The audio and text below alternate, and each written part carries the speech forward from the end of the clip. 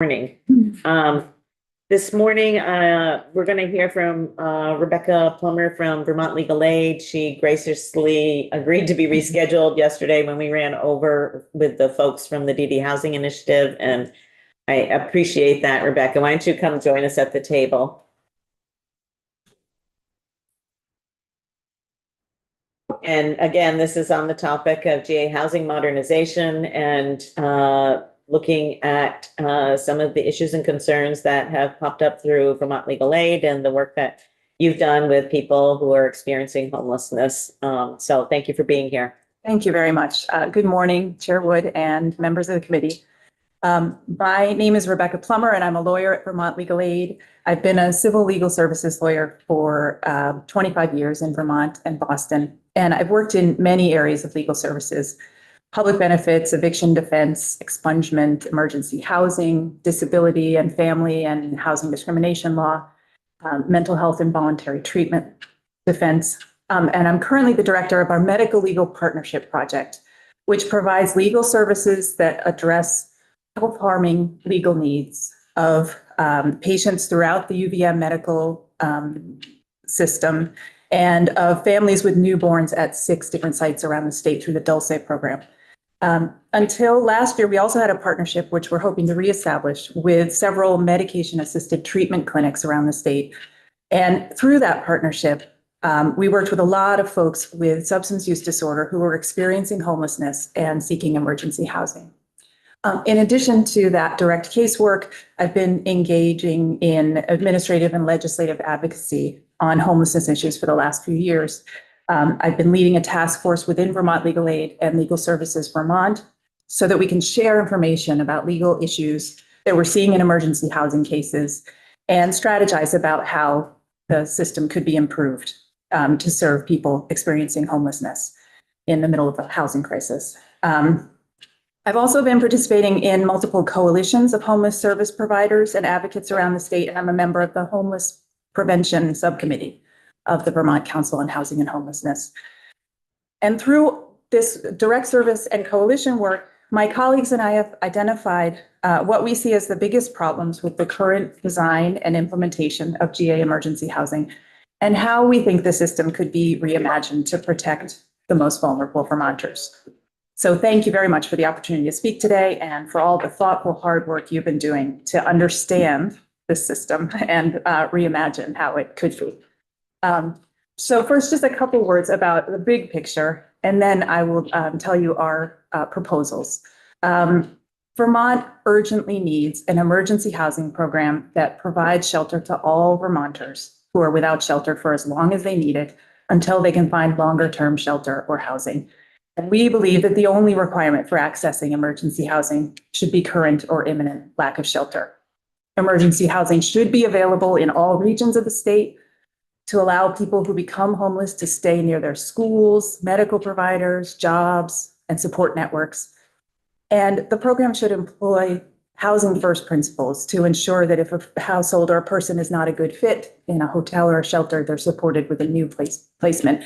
We know that this is possible because the expanded eligibility for emergency housing during the pandemic and the adverse weather conditions periods has shown us that operating the system in a simpler, more humane, and more effective way is possible.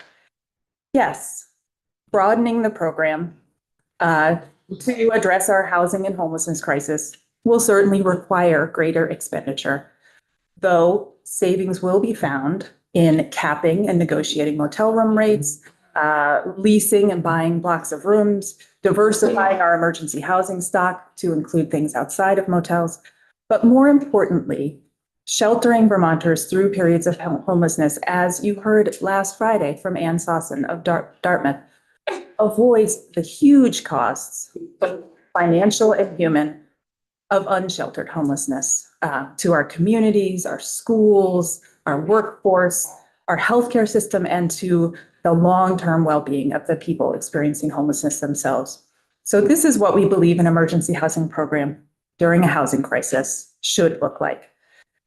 We recognize that a reimagined program is likely, however, to have some restrictions and limitations. And in light of this, we have some proposals for the committee about how we could make it more fair and humane.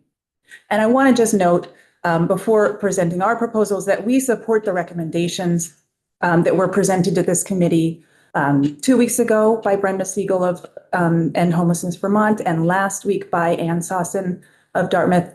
And these are not mutually exclusive. We just want to focus on 3 particular areas in our proposals that have the most to do with our work. So our proposals fall into 3 broad categories: fairness for people with disabilities and serious medical conditions, fairness in the appeals process, and simplification of eligibility criteria and application process. So regarding fairness for people with disabilities and serious medical conditions, people experiencing homelessness in Vermont are disproportionately people with disabilities and serious medical conditions. And the current GA emergency housing system is profoundly inaccessible and unfair to people with disabilities at every step in the process. So we have 4 specific recommendations to make emergency housing fairer for people with disabilities: expanding the definition of disability, allowing variances for people with serious medical conditions that don't meet the definition of disability, providing reasonable accommodations to people with disabilities at every stage, any stage in the process that they need it, and eliminating periods of ineligibility. So first, regarding expanding the definition of disability, which I know is something that this committee has spoken about. The current definition of disability that includes only those people who are receiving SSI or SSDI from the Social Security Administration leaves out many people with disabilities under Vermont law. Over the years that I've worked in legal services, I've spoken with countless people who've simply been unable to complete the Social Security disability determination process. It's particularly difficult to navigate the application process and the recertifications when one is precariously housed or experiencing homelessness. In fact, a huge hurdle for a lot of people is that the Social Security Administration requires that applicants provide a reliable mailing address so that they can get notices of appointments and requests for more information, and people miss those things when they do not have a reliable mailing address. It's also extremely difficult to navigate. It makes sense. It's extremely difficult to navigate these processes when the symptoms of one's disability make understanding and follow through difficult. And that's true with a lot of mental health conditions, cognitive disabilities, learning disabilities, and people who experience a lot of pain for whatever their condition is. And if one does manage to complete the whole process, it's very common to initially be denied and then have to go through a long and complicated appeal process and provide more information. There are unfortunately very few case managers and service providers and legal advocates available in Vermont to help people through this whole, all the steps in the process.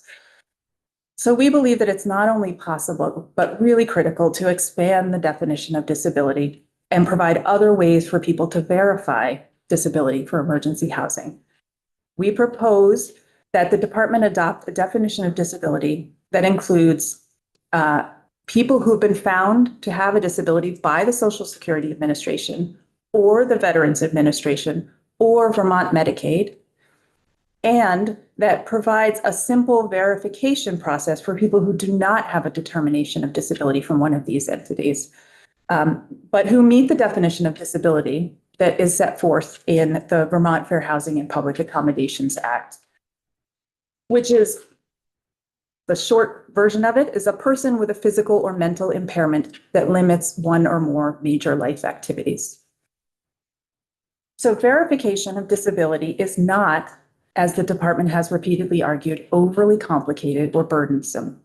After Vermont Legal Aid challenged the department's restriction of disability criteria without rulemaking in June of 2021, Vermont Legal Aid and the department reached a settlement that included the department implementing a disability verification form, which I know that you are aware of in this committee, signed by a healthcare professional, which could include a substance abuse counselor or a vocational rehabilitation counselor, verifying that the applicant met Vermont's definition of disability. Arguments that this is a burden on doctors or that some providers will sign anything that they're asked to sign are frankly cynical and disrespectful of providers and the people they're caring. These are Vermonters with disabling impairments who've reached out to the providers who know them best. And this is a core part of a medical provider's job. The department needs only to provide the form and approve emergency housing for people who are able to get it completed and submitted.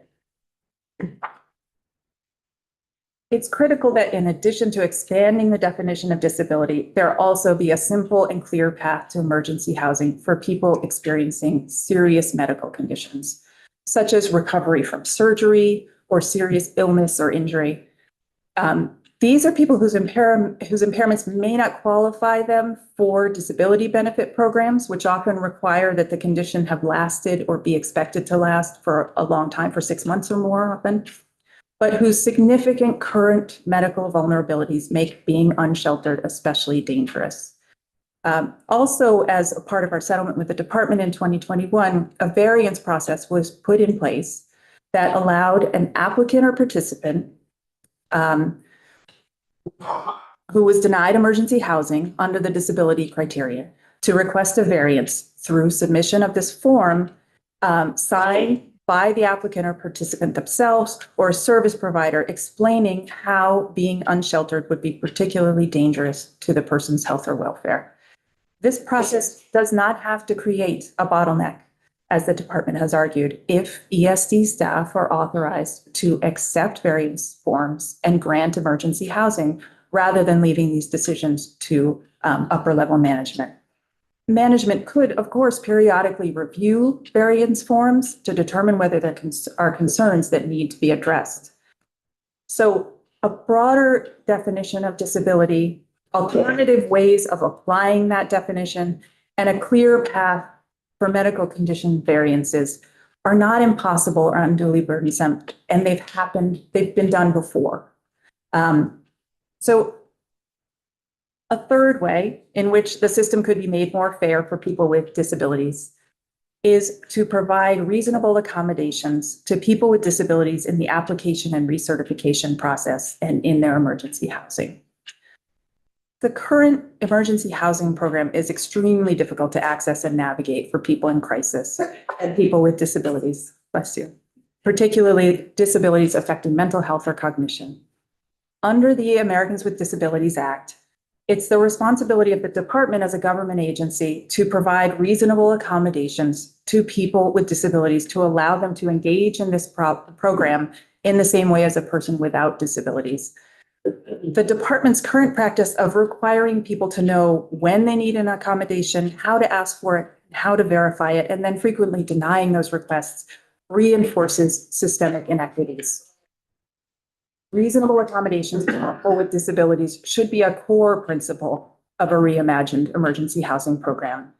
ESD staff should be trained and encouraged to recognize, offer, and carry out reasonable accommodations for people with disabilities in the application and recertification process, and then later on in the program when needed. And then finally, the last proposal that we have related to people with disabilities is to eliminate periods of ineligibility, which disproportionately punish people with disabilities.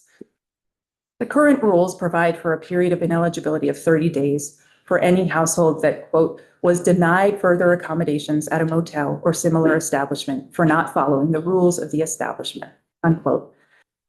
In our work, we've seen that motel staff who may be inexperienced or biased and are often not trauma informed are able to kick out emergency housing participants with impunity without providing any proof of a violation of rules.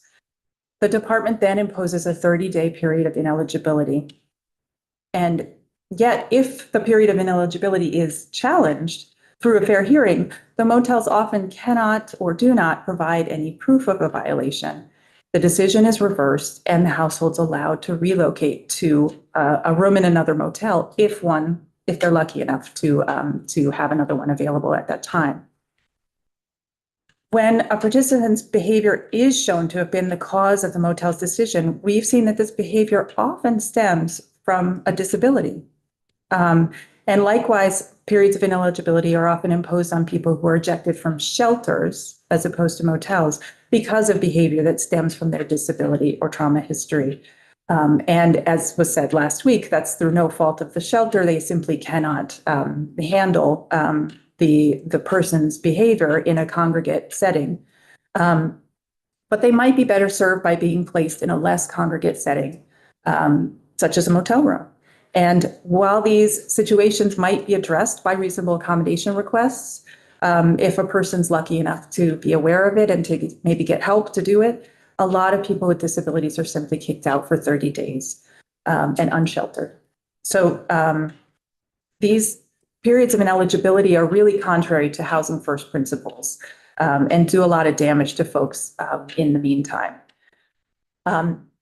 So moving on from people with disabilities, our second area of proposals is regarding the appeals process, fairness in the appeals process. We propose that the department should provide clear notices of decisions regarding eligibility and time limits so that applicants and participants know what to expect and how to appeal. The current GA rules technically require written notice to be provided if an applicant is denied emergency housing in whole or in part. Yet we don't see notices being provided in the cases that come to us for outright denials of emergency housing, for denials of catastrophic as opposed to vulnerable eligibility, or for terminations and periods of ineligibility. And indeed, representatives of DCF acknowledged in testimony before this committee last week that they have not had the technology to issue these notices consistently until recently. This lack of notice is not just contrary to the rules, it causes significant confusion and uncertainty for participants who may not know, beyond what they hear in a phone call with ESD, when their housing will end, when they may be eligible again, and what they can do to appeal if they disagree. And it makes it difficult for advocates to quickly determine what the department's decision was and whether it should be challenged in what's almost always a crisis situation. And that takes up sometimes more of the department's time as advocates try to find out what's happening. The confusion is compounded at times of transition, like the end of the adverse weather conditions period, when participants don't know what their current eligibility is based on, or when their shelter will end. So written notices of denials are legally required,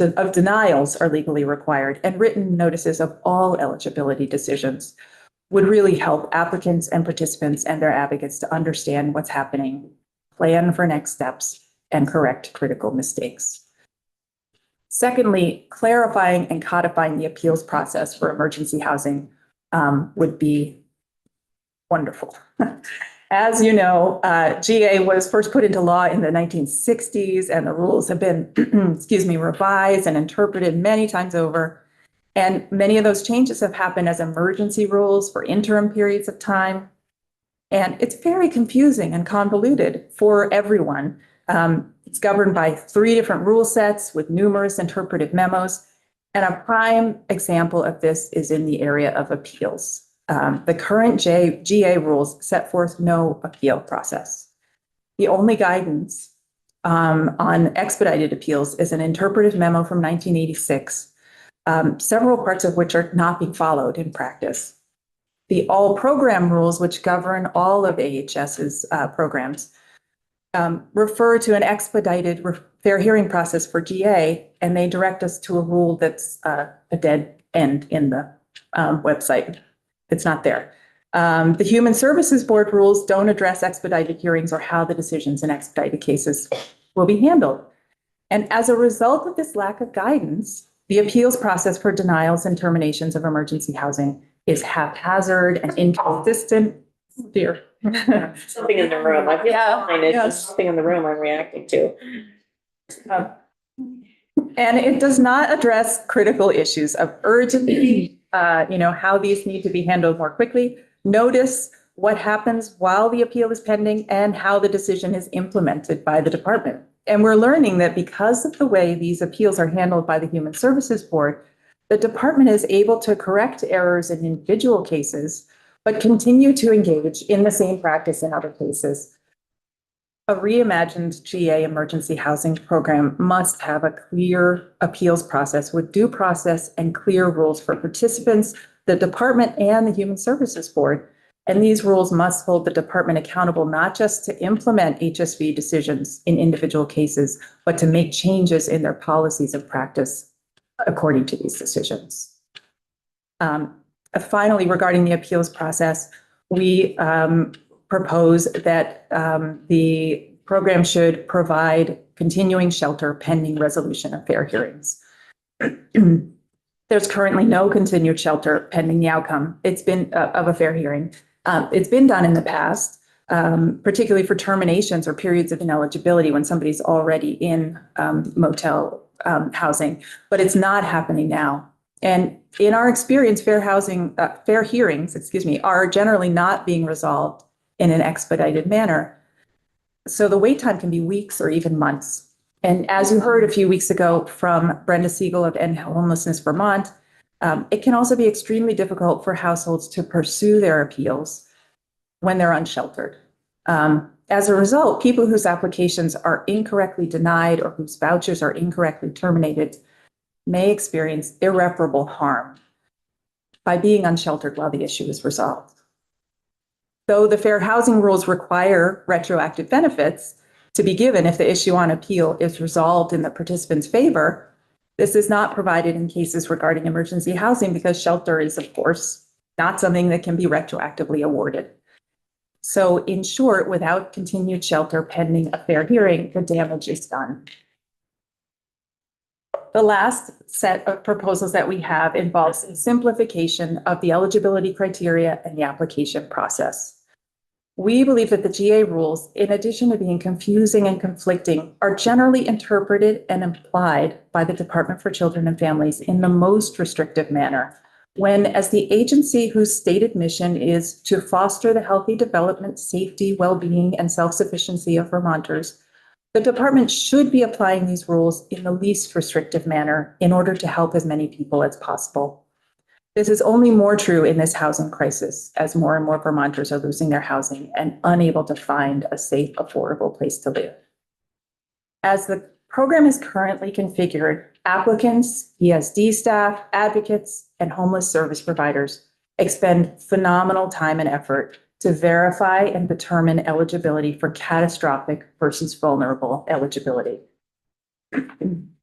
Indeed, we believe that the department is not just restrictively applying, but routinely misapplying and failing to apply several of the catastrophic eligibility criteria: emergency medical need, constructive eviction, and domestic and other violence, despite Human Services Board decisions to the contrary.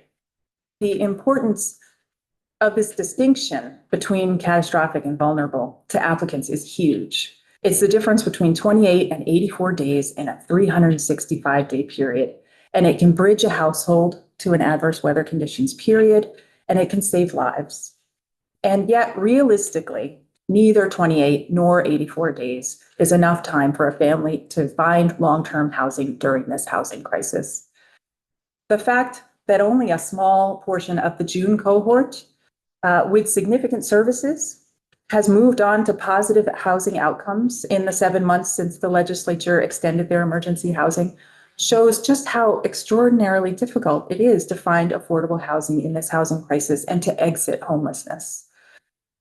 Limiting emergency housing to 28 or even 84 days in a 365-day period doesn't provide emergency shelter for Vermonters who are trying to get back on their feet. It just provides a respite from the street. We acknowledge that the department's FY25 budget proposal effectively limits this distinction between catastrophic and vulnerable, but it does so in the service of limiting the benefit to 28 days for everyone in the whole year. And we hope the legislature rejects this and that a new emergency housing program emerges that shelters Vermonters who need shelter. It could, for example, approve households for 30-day periods with the opportunity for renewal if they're participating and their situation remains the same. Simplifying the rules to a few key eligibility criteria, as happens during adverse weather conditions periods, and eliminating vulnerable and catastrophic eligibility criteria and their corresponding time limits would save an enormous amount of hardship and confusion for applicants and for ESD. And it would free everyone up to work on the critical goal of finding more stable housing for households experiencing homelessness. In addition to simplifying the eligibility criteria, we must simplify the application and recertification process. The requirement that households contact ESD by phone or in person to apply, obtain motel placement, renew vouchers has created a profoundly inaccessible system. And yet we impose this system on households who are in the most unstable situations, often without reliable phone service or transportation, and who may be the least able to manage this process due to mental health or cognitive disabilities. There's no reason for this program to require phone or in-person contact with short-staffed phone lines and offices for every required step. An online portal, as exists for other programs, could be established to handle applications and verifications and recertifications for everyone who can use it. And perhaps in the office of a service provider, with the phone line being available to people who have no other way to access the process. And moreover, the application and recertification process could be enormously simplified by limiting the required information to only what's really needed. For example, as Madam Chair recently noted during testimony by DCF in this committee, is it really necessary to require people in crisis to verify their homelessness when that is almost never actually in dispute? The overwhelming eligibility process and the huge amount of person power required to carry it out could be greatly simplified by eliminating any unnecessary requirements for verifications, minimizing recertifications, and providing alternative methods for connecting with the department. So those are our proposals. And as this committee heard last week from Ann Sossin, data shows that unsheltered homelessness causes a cascade of costly and lasting harms to people, to communities, and to our society as a whole. And if we plan and invest, we can avoid this and save lives and resources in the long run. So thank you very much for the opportunity to speak with you today, and thank you for all of the difficult and important work that you are doing in this committee. Thank you, Rebecca. Thank you. I'll start it off. I have a few questions, and I'm sure the people will chime in as well. You referenced a few times in the agreement reached with the department in 2021. Was that for a specified period of time? Okay, because I noticed that the things that you attached, they are no longer utilizing. And actually, when we pointed one out on their website, they took it down.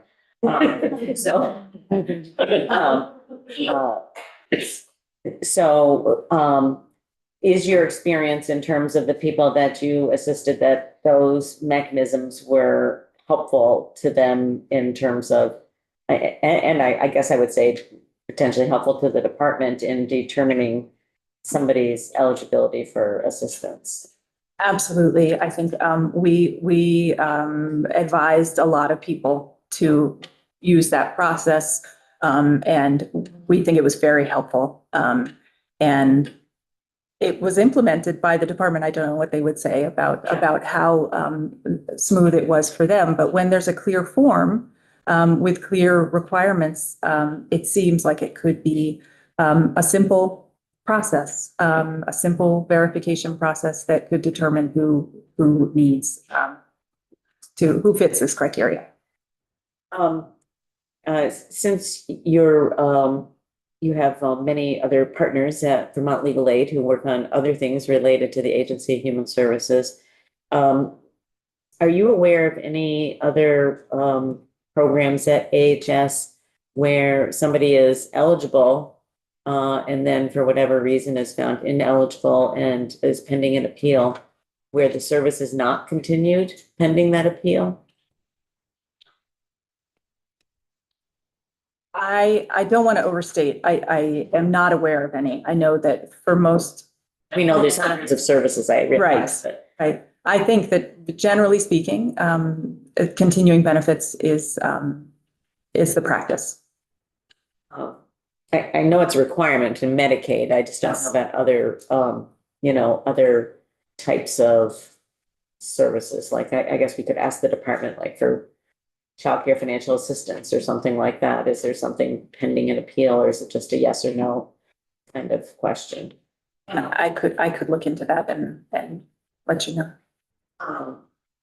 You talked about approving for 30-day periods, and one of the things that has sort of struck me in this process is learning about how frequently people who have jobs and are working are required to verify and update their income information. I think it's weekly. And would you be, is your proposal that would address, would you say that uniformly, I guess, is my question.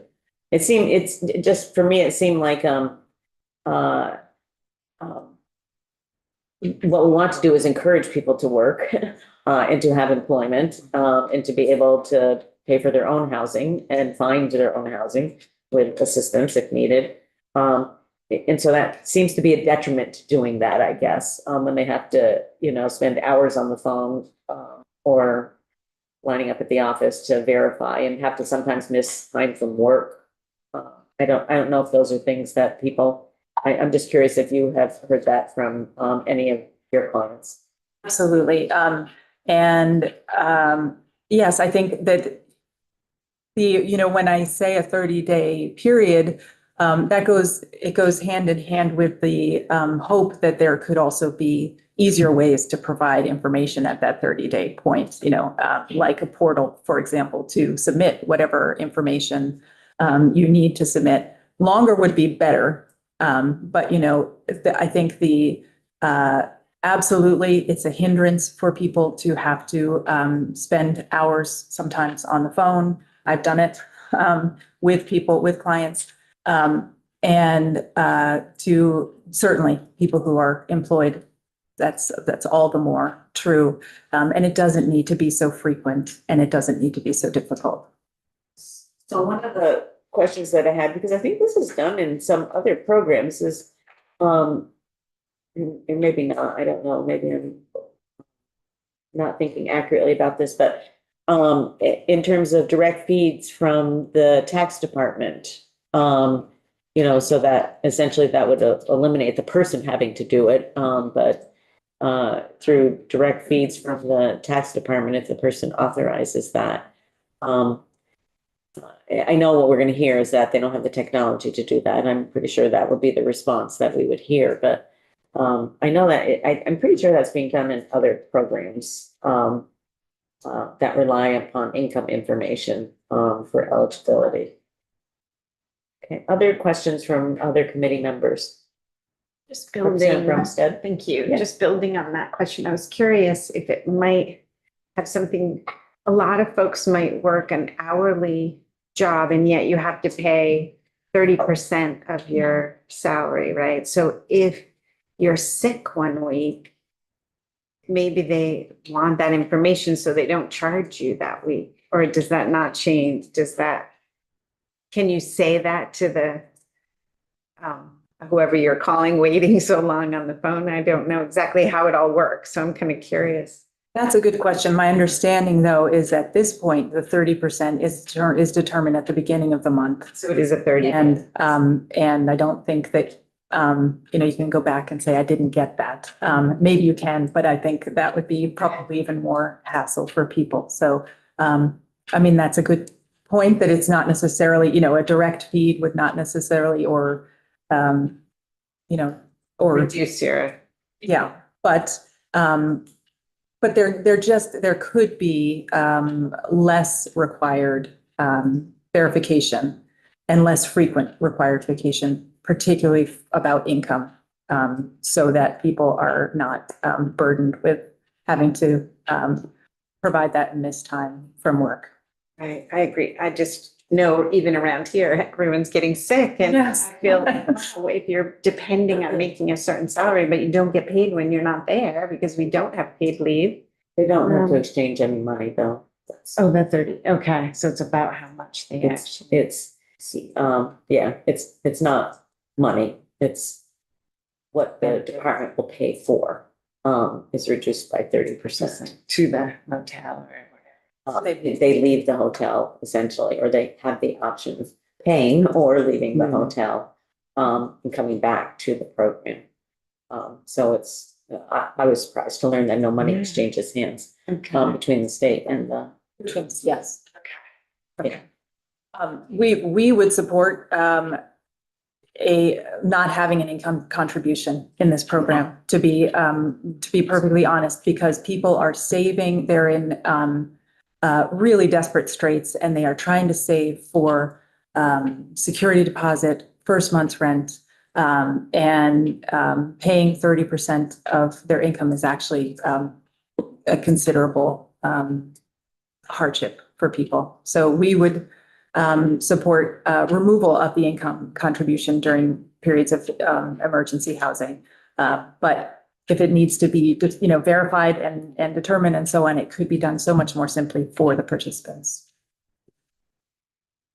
Other questions from ours? Yes, go ahead, Representative Gerber. I have my question, but on what Jessica said, excuse me.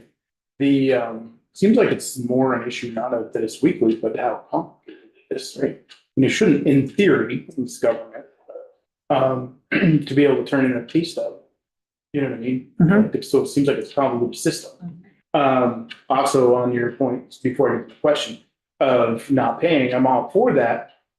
But I think the money should go into like a escrow, which again, you're talking about the government, so you check way too late, but the principle of like, we know that this money is being saved for this. But my question was, you had mentioned earlier on about different categories you like to open up eligibility to, and one of them was the VA, which I have intricate knowledge of, unfortunately. Not because they're bad, but because it's better just not to hurt every day. But so their disability system works way different than the Medicare, Medicaid, the SSDI, whatever. So do you have in your plan like what ratings it would be, or what because like you can be VA disability with 0% or 10%, 5%, 20%, 100%, 100% temporary, 100% permanent, and there's so many, there's way different. And so I didn't know if you had thought about that, or at least, so at the very least, if you hadn't put that on your radar or something Thank you. that's a little more convoluted than Yes. just because you can literally get, like, say you broke your wrist, Mhm. just saying, you might get 2% for arthritis for the rest of your life. So like, it's a very different system. So I want to put that on the radar for everybody at least, and I wanted to see if you had a thought about it. So, okay. Thank you. No, I don't, and I appreciate that. Okay. And it's something to absolutely consider. And it sounds like the spectrum of things that are covered by, of conditions that are covered by the VA, it could sort of be similar to what we are proposing as a spectrum of disability and variance and medical conditions that are happening now that are make it more dangerous for someone. So it may be that a lot of those different categories that you Yeah. described would actually be helpful. And I don't oppose that, by the way, because I think that especially, for example, if you get 100% disability from the VA, you should be able to get SSDI, but that's not how it works. Mm. But so I don't oppose that. I just want to make sure that you guys are aware that it was a very different system. Thank you. It could be like, I told you some of the things you get VA disability for, you'd be like, what? I know there are some people at Vermont Legal Aid who are very familiar with VA benefits, but I am not one of them. And thank you. I appreciate that. Other question from members, Representative Whitman, then Hyman.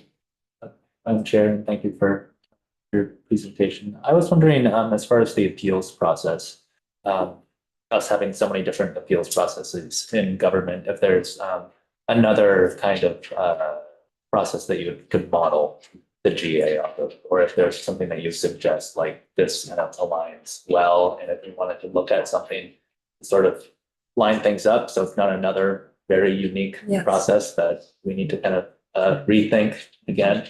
I think that's a very good point. And I think that it doesn't need to be something brand new. I think it needs to be following the Human Services Board procedures in most ways, except adding an expedited component to it. which has been done in the past evidently, and there's a dead end in the website to the rules of how that actually happened.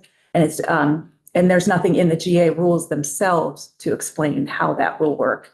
And so if these things can be explained, it's not reinventing the wheel at all. It is using the Human Services Board process, which in all other kinds of cases has a recommended decision by a hearing officer that is then presented to the full board. And if the full board, and an opportunity for both sides to,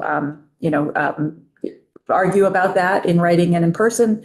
And then the board either adopts or doesn't or changes that decision. And then that is a decision that has to be followed by the department, by that's in question. A problem that we are seeing with the GA appeals process is that there's not something set forth about how the expedited process will work. And that last step of providing of the Human Services Board finalizing a decision that is then, precedent and has to be followed by the department is not happening. So thank you for that question. Representative Hyman? Thank you, Chair. First of all, thank you for your presentation. I found out that you were going to be witness today, but I read some of your writings, and so it's great to have you here. I also want to thank you for saying that doctors wouldn't be falsifying records, or we even had in testimony someone insinuating that the staff at medical offices would file or falsify those kind of documents, which is like utterly preposterous. And anyway, to my question, the people being evicted because an employee can just say of one of the hotels or motels, just say, I don't like how you talk to me, or whatever the types of things, and they're just out and they can't reapply. Could you elaborate on that a little bit as to how often does something like that occur? And then, of course, I'm sure for sometimes it's probably justly done. Do you have any ideas for a method of protecting staff on one side, but also protecting our most vulnerable, who, for no fault of their own, because it could be from one of their disabilities that they don't have anything qualified for? Like, how do we wrap around that type of? Thank you. I don't know how frequently it happens. There's data on the DCF website in the legislative reporting. They're required under Act 81, so we know at least the misconduct, the definition. Well, I've read that. Yeah. I'm wondering about this concept though of, because then we could just say it's misconduct and they're out. But if it's And so with Act 81, we had emergency rules that Vermont Legal Aid commented on and that were put into place that had some protections there. I mean, granted, if you are working, if you are collaborating with a private business, the state has limited ability to say you have to keep this person, or we disagree with you. The way that they threaded the needle with the folks in the cohort was that misconduct was narrowly defined. And if it was so there are many kinds of different rules that you could break of a motel, and there's nothing the state can do to say the motel needs to keep that person. But if the misconduct itself is defined narrowly, with the way that it worked with the cohort was that people who were kicked out, but for something less than the serious misconduct as defined, could be moved to a different motel. So that is, they'd still be in the program. They would be kicked out of the motel, but they would still be in the program. Another proposal that we have is that the benefit of the doubt be given to the participant instead of to the motel. And so that if this happens, the motel be required to provide some proof of what happened, rather than just saying this is what happened. And then if they can't, then the presumption by the department is that this person, they may need to be moved to a different place because the motel is not going to keep them there anymore, but they're still in the program if there is not a clear allegation, if they're not providing proof. And then, all of that said, as we diversify our emergency housing stock and do things like leases with staffing, hopefully this will become less and less of an issue where people are just in, night by night or, voucher by voucher, in a motel room without staffing, without services, without,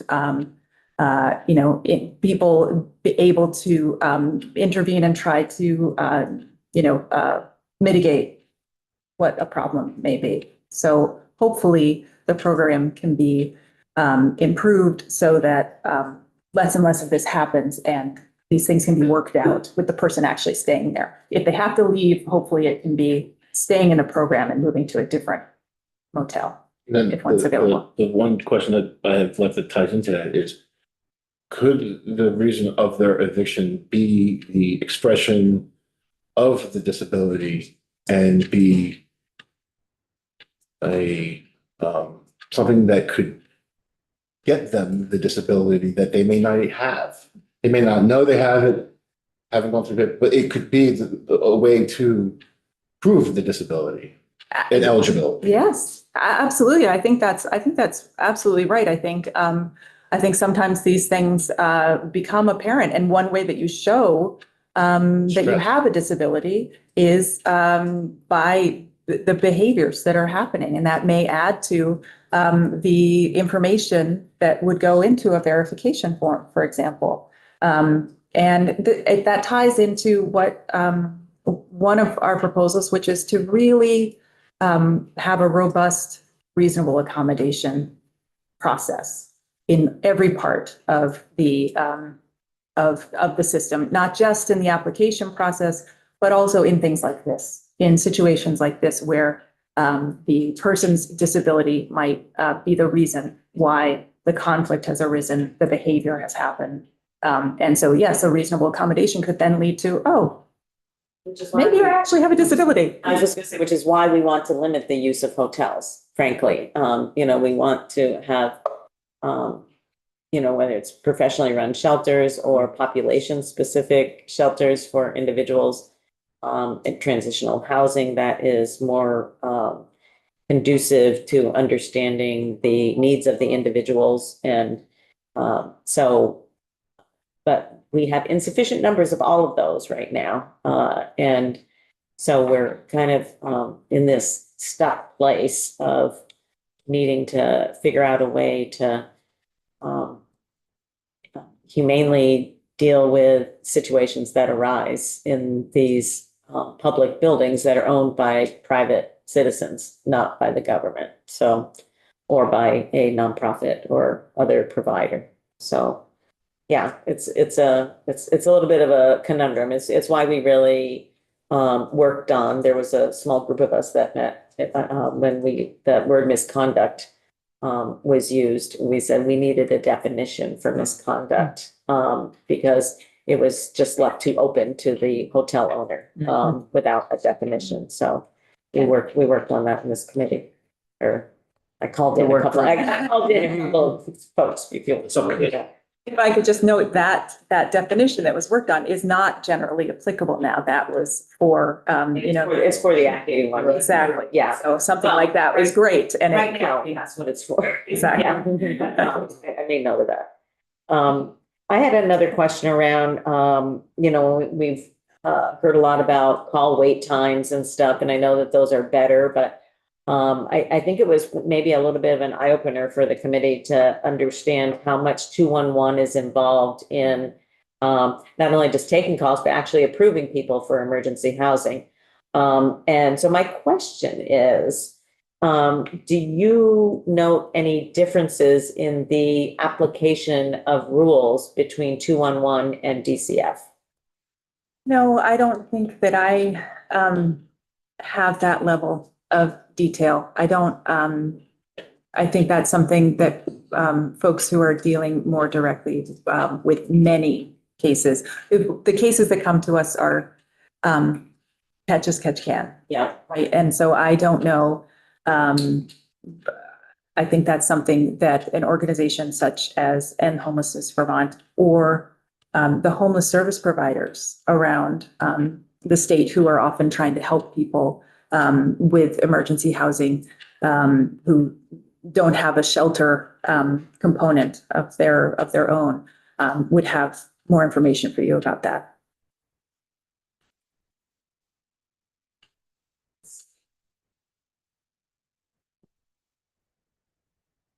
um.